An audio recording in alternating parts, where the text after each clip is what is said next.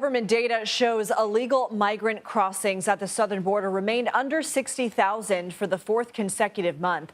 U.S. Customs and Border Protection numbers confirm CBS News reporting from earlier this month that nearly 57,000 migrants were apprehended between legal entry points in October. Encounters at the border have dropped more than 55% since President Biden's executive order limiting asylum was put in place in June. But U.S. border policy is poised to undergo a dramatic transformation once President-elect Donald Trump takes office in January.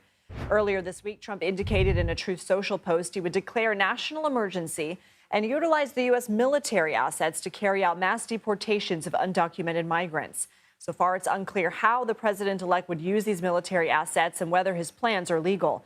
CBS News immigration and politics reporter Camilo Montoya-Galvez joins us now for more. And Camilo, you have new reporting on this, these questions that are still circling around this. Can you elaborate? There are a lot of legal questions, Lindsay, as to how the incoming administration can use the U.S. military to carry out this promise of mass deportations, the largest deportation operation in American history. Incoming border czar Tom Homan has told 60 Minutes that the Department of Defense, for example, could help immigration and customs enforcement on an operational capacity by providing military planes to deport undocumented immigrants and by providing other transportation assets. That is very similar to how, for example, the military currently is helping Customs and Border Protection at the U.S.-Mexico border through logistical and operational help. But other folks like Stephen Miller, who is the incoming White House Deputy Chief of Staff and an immigration hardliner, have indicated that there are plans to deputize the National Guard to go across the country to find and arrest unauthorized immigrants, and also plans to deploy the U.S. military to physically stop people from claiming asylum at the border. Whether that's actually legal, Lindsay, is unclear because federal law dating back to the post-Civil War era actually prohibits the use of the military for domestic law enforcement. Of course, that includes the enforcement of federal immigration law. Okay.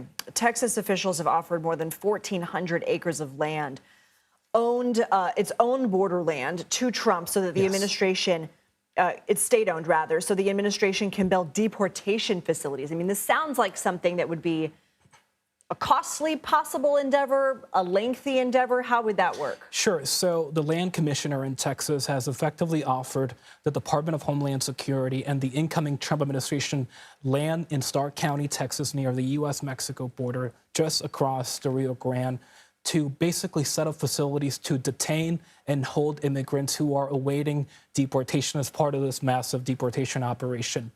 How long that would take depends on what type of facility we are talking about, Lindsay. It could be what the government calls a soft-sided facility, which is essentially a tent facility that can be set up pretty quickly to hold people.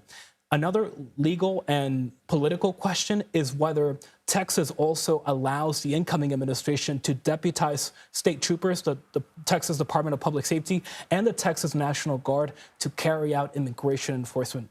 Based on how much the governor has been supportive of President-elect Trump and how much he has done on immigration, I think that is likely. U.S. officials told you there could be a spike in illegal crossings between now, I guess, and inauguration.